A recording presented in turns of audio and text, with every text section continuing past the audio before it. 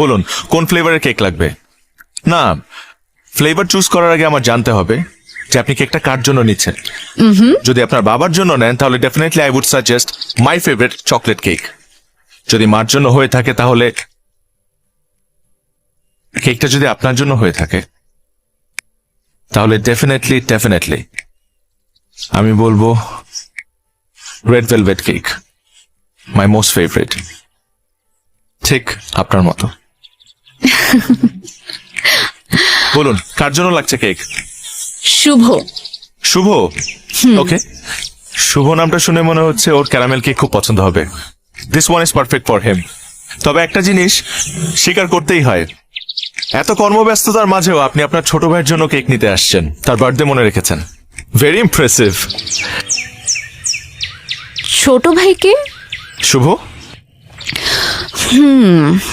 আপনাকে কে বলল শুভ আমার ছোট ভাই? Friend. He is also lucky. Definitely এত কর্মব্যস্ততার মাঝে আপনি আপনার ফ্রেন্ডের জন্য কেক নিতে আসছেন। বেস্ট ফ্রেন্ড মনে হয় না? Boyfriend.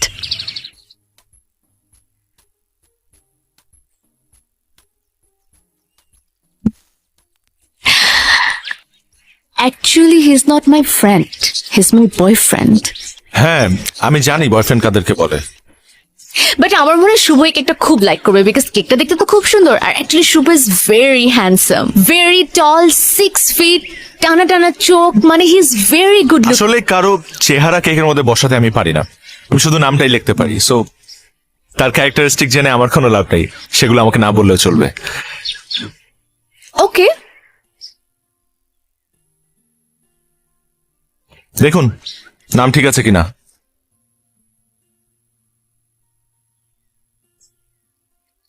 Happy birthday Shubho, my boyfriend.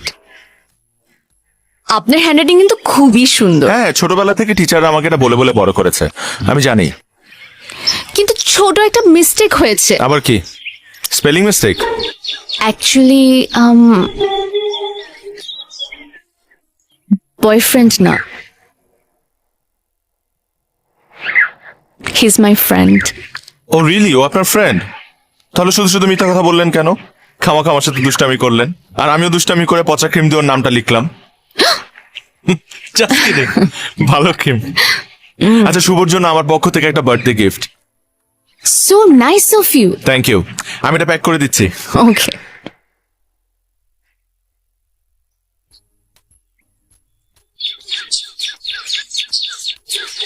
Excuse me.